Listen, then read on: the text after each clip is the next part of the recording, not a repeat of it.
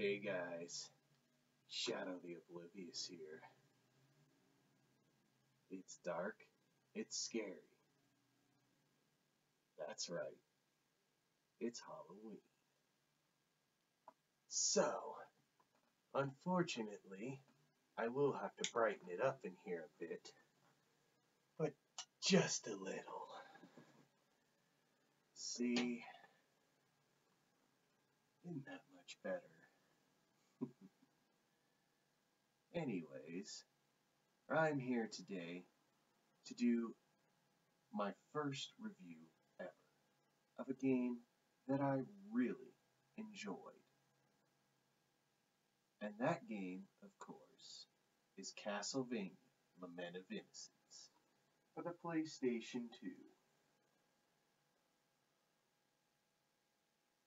2. Yes, I rather enjoyed this game. And I'm so tired of it getting such a bad rap. It's not bad. Of course, people are all, very used to the 2D installments and everything.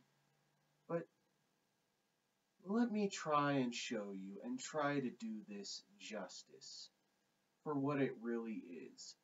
A decent and good game with good storyline, great gameplay, a fully fleshed out castle, boss monsters that will blow your mind, and so much more. Let's dive right in, shall we? Castlevania Lament of Innocence was developed and released for the Sony PlayStation 2 in Japan and North America in late 2003 and in Australia and Europe in early 2004. Set in 1094, Lament of Innocence focuses on the origins of the series' premise. Following our protagonist, Leon Belmont, now the first of the line, yeah, Sonia, you were retconned. We still love you, and you're awesome, but you were retconned. Goodbye! Lament's story begins with our hero Leon being told by his close friend Matthias Gronfist that his betrothed Sarah has been kidnapped by a vampire by the name of Walter Bernhard and is being held captive in his castle.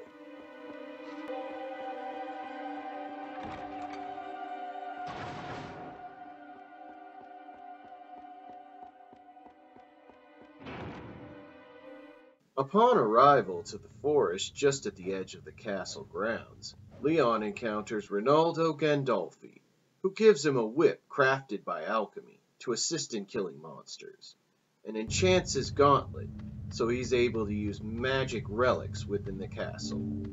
Leon also learns that in order to reach Walter's throne room, he must defeat 5 powerful monsters. Among them are the undead parasite, a golem, Medusa, a succubus, and Akeem, a vampire held captive by Walter.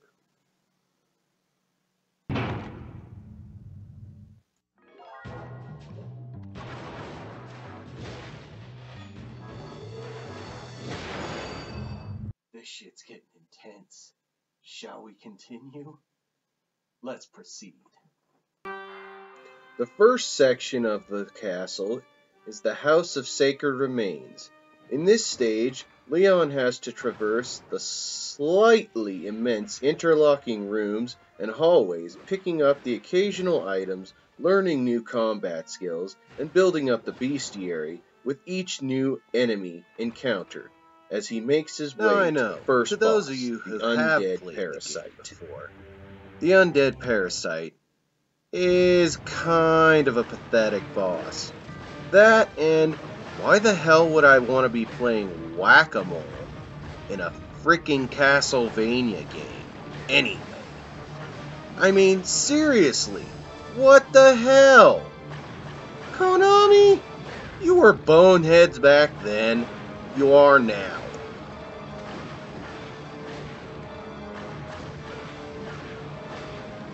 Oh, anyways, you beat the hell out of these eyeballs, you kill the soulless enemies, all while avoiding this ugly-ass fucking worm thing running through the stage in and out of holes.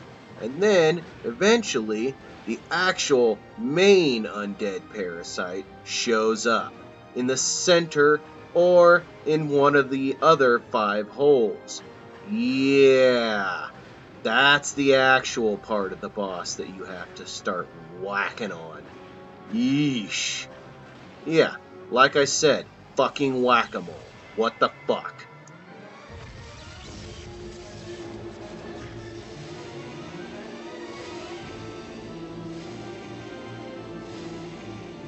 And to top it off, look at this thing. It looks like a fucking nasty, bulging, fucking rectal, fucking genital, fucking nasty disease wart or some kind of fucking growth. Ew! What the fuck? Well, anyways, you beat on this thing enough, playing fucking whack-a-mole. And then, eventually, kaboom, you fucking beat it. Big fucking whoopie-dippy-diddly-doo, right? Yeah, that's the end of the boss. How fucking pathetic. And then, you fucking pick up your first of the 5 orbs from the boss monsters. The blue orb.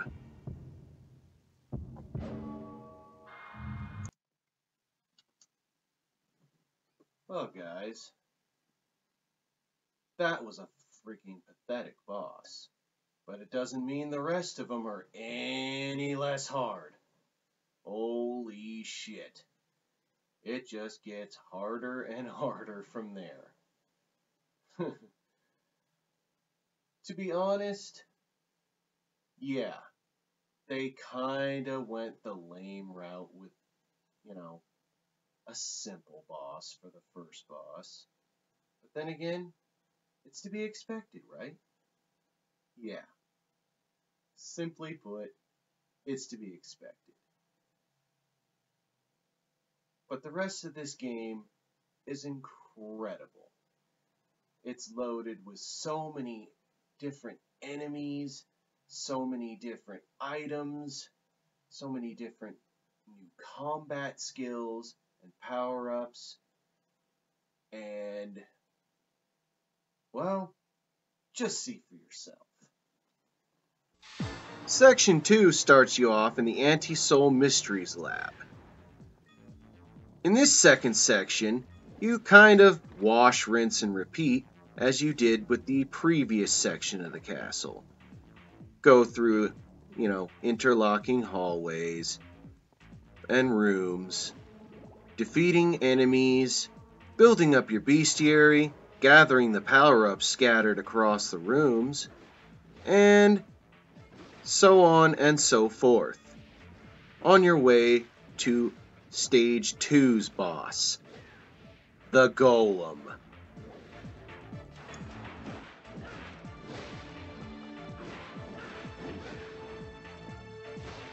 I know I seem sort of unenthusiastic, but I'm not really that unenthusiastic.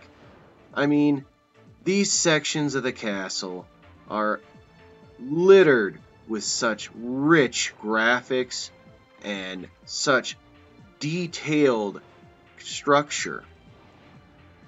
And just look at the enemies. I mean, they put a lot of work into this game. So many different varieties as well. Not just the same repeating shit over and over again in each section. I mean, they tried to really, really flesh things out here, which I really appreciated. But, anyways, continuing on. Onward to Section 2's boss.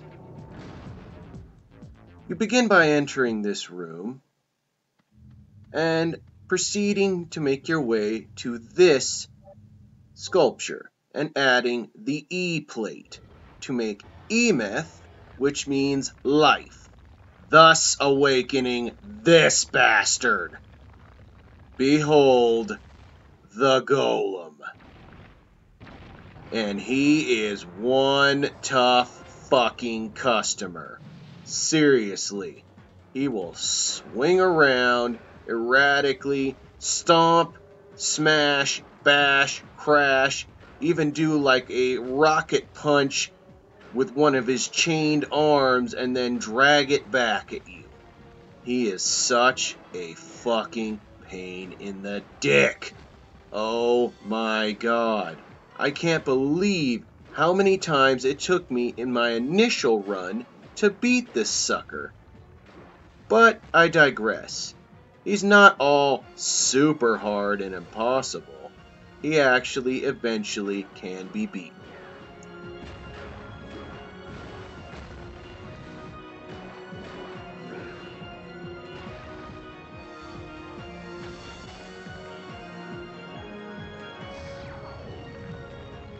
Is phase 2 of the golem. Part of him smashes off, revealing a weak spot, the glowing red orb within. This is where the rocket punch stuff starts happening, as you can see. But you carefully try to position yourself to smash at this weak spot repeatedly until you have felled this bastard. And boy, is it just monotonous. Holy shit. Eventually, as I said, you fell this bastard. And you claim your prize, the red orb. The second of the 5 orbs from the boss monsters. Man, he went down like a sack of shit, didn't he? Next! Section 3 of the castle is the garden forgotten by time. In this, again, a little bit of a wash, rinse, and repeat. But, seriously, it's really, really tough and challenging in this section. Why? Because most of the monsters in this section are all poison-based. And holy shit, does that get annoying, getting poisoned and slowly losing life again and again. Plus, the monsters in here are highly aggressive, so this will be one of your more challenging sections of the castle.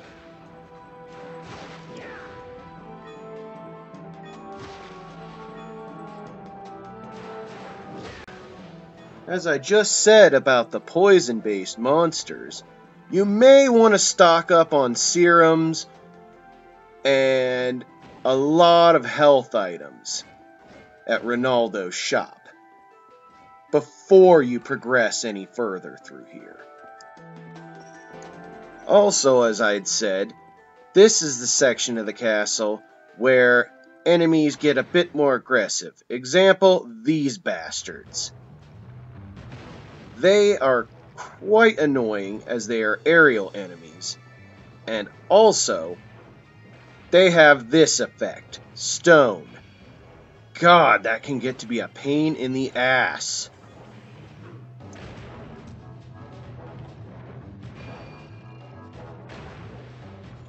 But eventually, you can destroy these bastards and move on with your quest.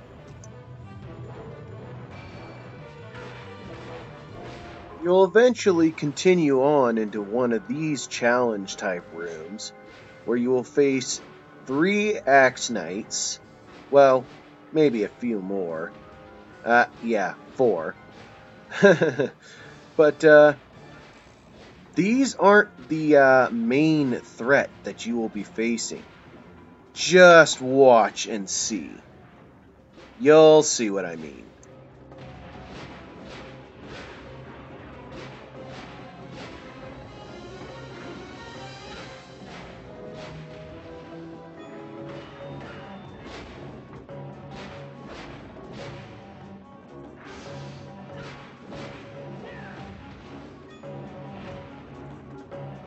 Here are your main foes, the evil stabbers.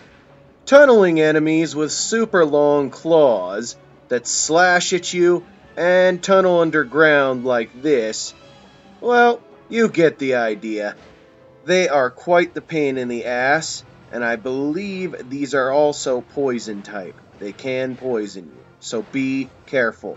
Anyways, after carefully combating these assholes, you'll eventually defeat them and move on to the next set of rooms. Eventually, after powering up and making your way through the rest of this section, you will make it to the snake bitch herself, Medusa. Careful, she's poisonous, she's fast, she's challenging, she's erratic, she can turn your ass to fucking stone and kill you 10 ways to fucking Sunday before you can even blink. After a long, hard battle, you eventually beat this bitch, and you claim your third prize, the purple orb. Now, that was freaking amazing. Well, moving on to the next section. Welcome to the fourth section of the castle, the Ghostly Theater. Challenging, a lot of ghost and undead type enemies, and, well, as you can see, a lot of puzzle skills are required in this section. Oh boy, I hate this kind of platforming and puzzle solving. This being one of the harder, challenging puzzles to solve because, well, as you can see, you have to try and make sure that this thing targets these statues instead of you. Eventually, you'll solve the puzzle and get the door open, and move on to the next section. As you move forward, you'll encounter some more platforming and puzzle solving along the way as you make your way to the main part of the Ghostly Theater, and eventually, its boss. As you make your way into the main part of the Ghostly Theater and use the curtain bell, you'll go through a brief cutscene with what Leon thinks is Sarah. But it turns out it's this bitch, the succubus. Dangerous, life-draining, poisonous, and can do a whirlwind attack that does massive damage.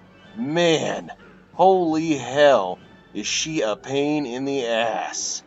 She can also triplicate herself and attack with lightning.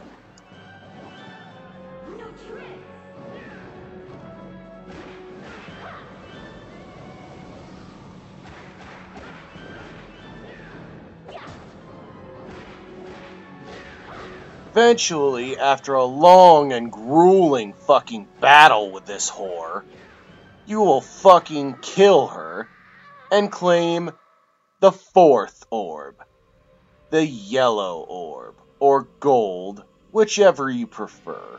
But either way, the job is done, and moving on to the next section of the castle.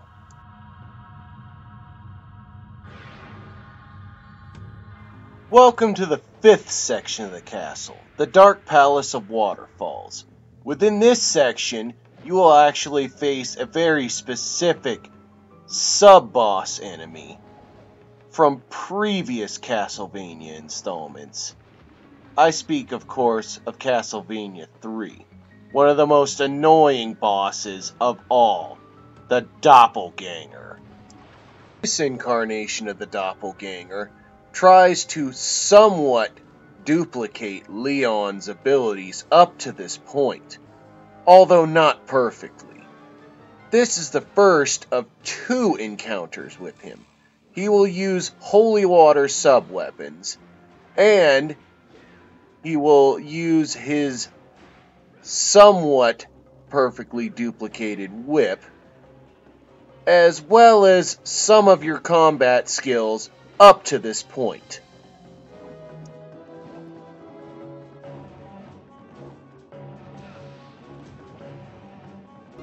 Eventually, you'll wear this bastard down enough, and, well, see for yourself. he runs away like a pussy, only to come back again later.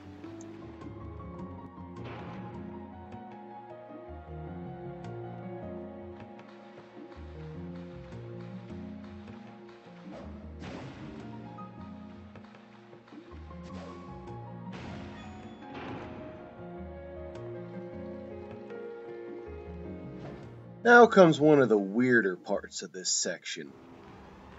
This little section here. Yeah, this is the weirdest friggin' thing. You just go on some weird elevator ride down a tube, hopefully, avoiding these floating invincible skull things and collecting money along the way. I don't really know other than maybe,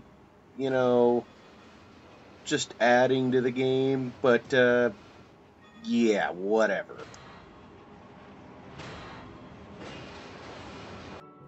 Basically, you'll be dropped out in another location here. And basically, it's kind of like a shortcut, I guess you could say. Well, anyway, moving forward. Eventually, after meeting all the requirements, hitting all the switches, gaining more of the power-ups and items throughout the area, you will face off against Akim Armister. But don't get cocky. This guy may seem simple at first, but he is no pushover. Unless you play your cards right, you will not win this battle. That is for sure. In addition to being the most challenging boss yet, the soundtrack for this boss fight is by far one of the best in the game. I cannot think of any other tune that could have fit this other than this right here. Just listen.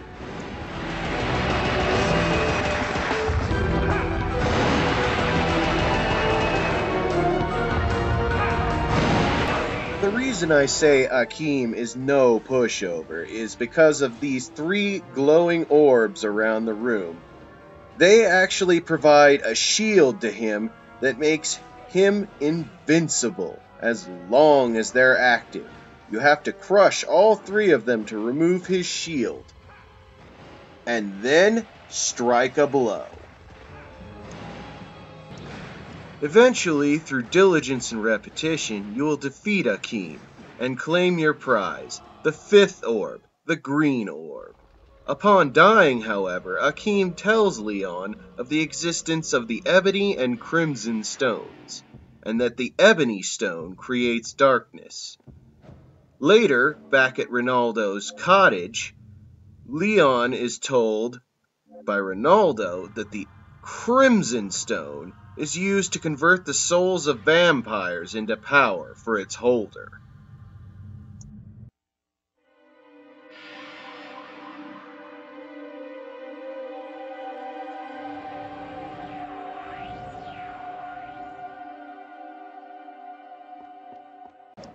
Now that all 5 orbs have been collected, Leon now has access to the throne room and proceeds to enter to confront Walter.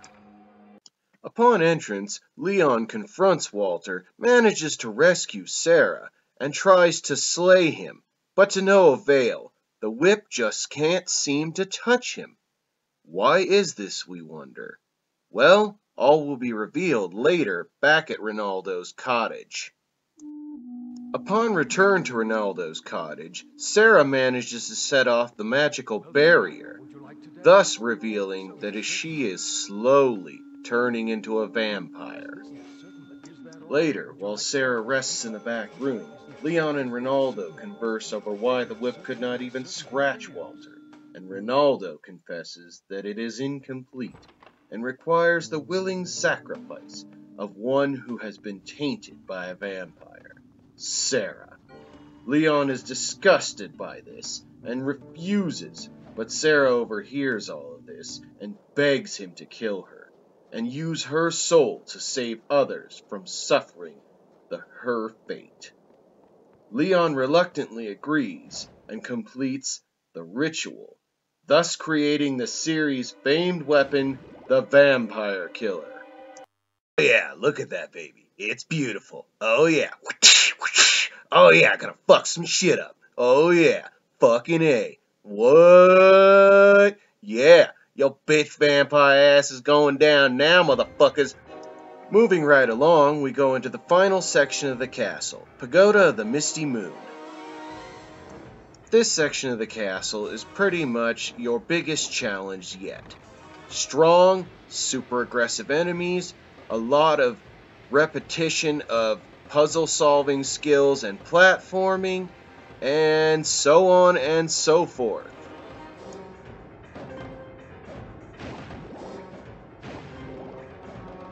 Oh, and guess what? Your second encounter with this son of a bitch.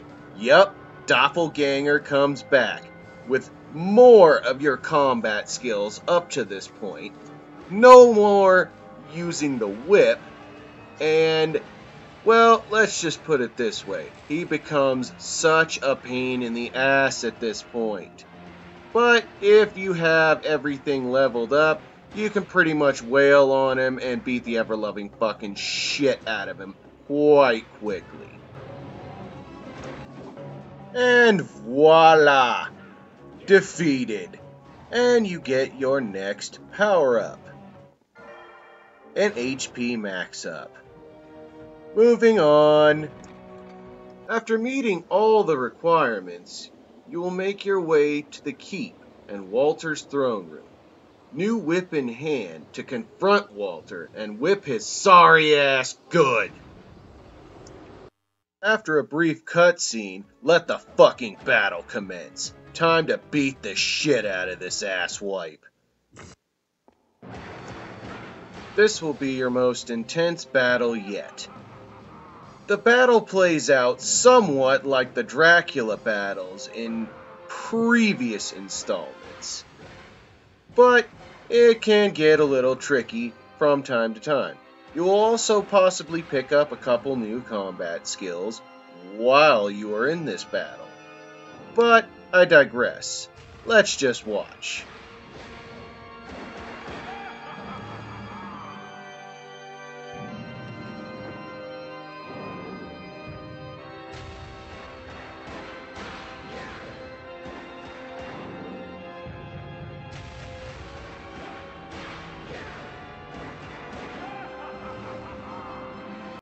Do be advised, watch out for this attack. Whew, one hit from this is instant death, if you don't block it perfectly. For an intense battle, you beat this bastard, and then the true final boss of this game is revealed. Death. Wait, I almost left out a key part. After defeating Walter, Death appears and offers up Walter's soul to dun-dun-dun Matthias, who reveals he orchestrated everything to convert Walter's soul into power for himself using the Crimson Stone. He explains he chose immortality as a vampire so that he could curse God for taking away his beloved wife. He offers Leon the same, but he refuses, so he orders Death to kill him. Now this boss fight is no goddamn walk through the damn park. This bastard is brutal. He is, after all, the Lord of Death, the fallen angel of death, the Grim Reaper. Throughout this boss battle, Death will use these little skull minions that explode living tempest attacks that are quite devastating. Throwing his scythe around, moving around the arena, and so on and so forth. But those living tempests are the worst of his arsenal of attacks. Just trust me.